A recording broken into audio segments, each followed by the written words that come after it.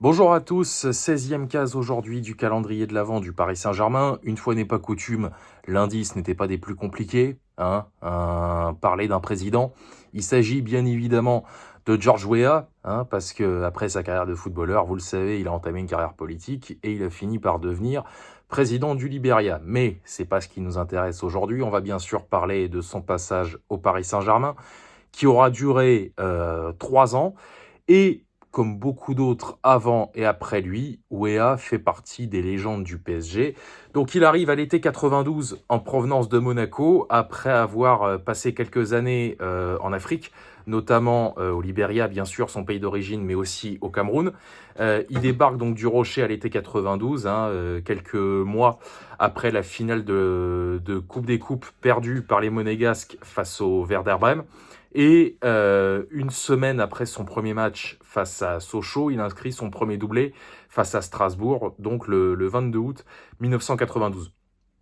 Il va rester donc 3 ans, George Weah, dans la capitale. Il va jouer 138 matchs, marquer 55 buts, et notamment l'un des plus fameux face au Bayern, en phase de poule de la Ligue des Champions 94-95, qui sera d'ailleurs élu comme le plus beau but des 50 ans du Paris Saint-Germain, avec premier ou deuxième, je sais plus. Ça doit se jouer avec le but de Paoletta face à l'OM en 2004, il me semble quand même que c'est le plus beau, parce qu'il faut le revoir, ce but, il est absolument magistral, il dribble toute la défense bavaroise et il met une lucarne absolument splendide face à Oliver Kahn, qui était, on le sait tous, une vraie quiche dans les buts. Bref, donc, et il marque aussi le premier des 4 buts du Paris Saint-Germain face au Real Madrid, un match dont j'ai déjà parlé des milliers de fois en quart de finale de la Coupe UEFA 92-93.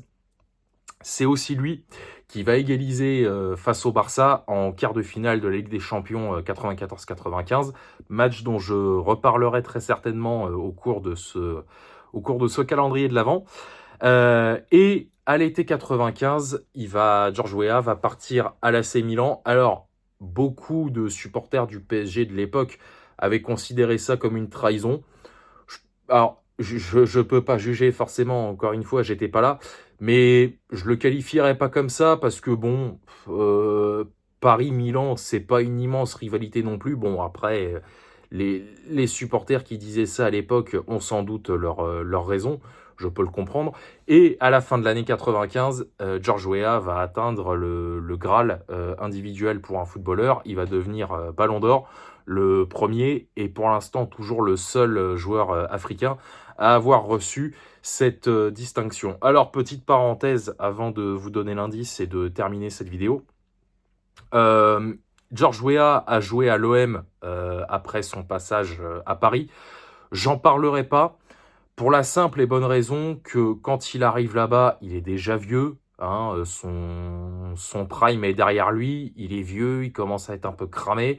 Et puis bon, on parle pas de Fabrice Fiorez, Frédéric Déhu, Lorik Sana, Gabi Heinze. Enfin voilà, eux par contre, c'est vraiment des coups de pute. On va pas se mentir. George Weah, bon après, s'il y en a à l'époque qui lui en ont voulu, je peux le comprendre, mais personnellement, voilà, je le range pas dans la même catégorie que les joueurs que je viens de citer. Voilà, il est en toute fin de carrière. Après, il va aller aux Émirats Arabes Unis, je crois, pour terminer sa carrière.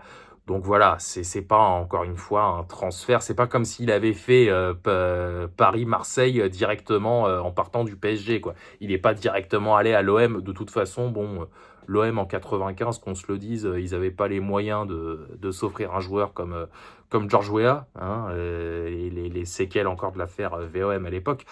Mais donc voilà, George Weah, voilà, on en arrête là pour aujourd'hui. Je vous laisse là-dessus. Et demain, on va aller entre Rome et Rio. Voilà, allez, je vous laisse réfléchir à ça. Et je vous dis à demain. Allez, salut à tous, sortez couverts et banzai.